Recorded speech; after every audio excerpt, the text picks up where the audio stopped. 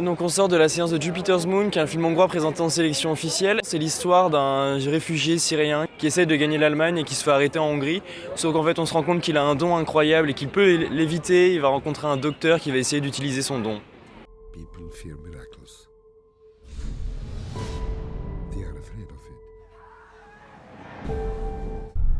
Hoztak egy fiút. Help me. Meglőtték. Meglőtték, és valami történt vele.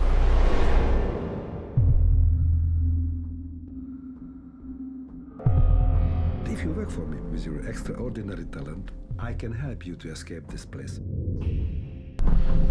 My son!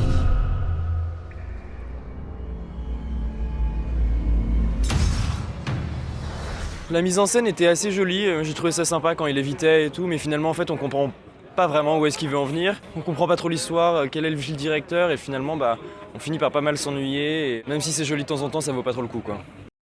Alors ce film n'a pas beaucoup de sens, et même si on essaye de trouver des signes pour comprendre quelque chose comme des métaphores avec Jésus ou autre, on n'arrive à trouver aucun intérêt. C'est très long, donc je ne le déconseille fortement.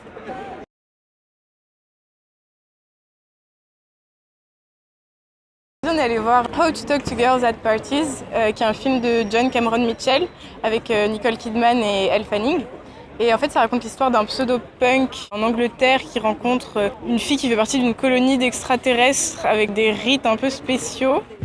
What's punk?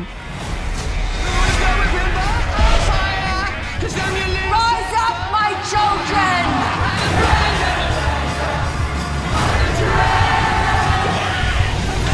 Now that is punk.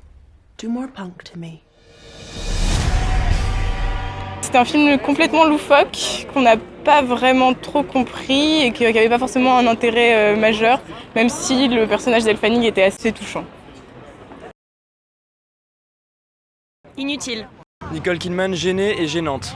On sort de la projection de 120 battements par minute, qui est un film racontant l'histoire d'un groupe d'activistes de l'association ACT UP, qui est une association de lutte contre le sida, et qui vont lutter contre un état inactif et aussi pour sensibiliser face à une maladie qui est trop stigmatisée. Nous vivons le sida comme une guerre invisible aux yeux des autres. Pourtant nos amis meurent, et nous ne voulons pas mourir. Nous nous battons contre ceux pour qui l'épidémie est une aubaine, car elle tue depuis plus de 10 ans dans l'indifférence générale. Je vais résumer la situation. Melton Pharm a décidé d'orchestrer une pénurie de traitements afin de faire parler de sa nouvelle molécule. Et densifier l'effet d'annonce, on va augmenter la pression et on obtiendra de toute façon les médicaments pour les gens qui en ont besoin. Ensemble, nous pouvons unir nos forces pour résister à l'épidémie et aux problèmes sociaux qu'elle engendre. Il faut inverser le rapport de force. C'est pas nous qui avons besoin des labos, c'est eux qui ont besoin de nous. Tu vois bien qu'on n'arrive pas à mobiliser les médias sur la question des traitements.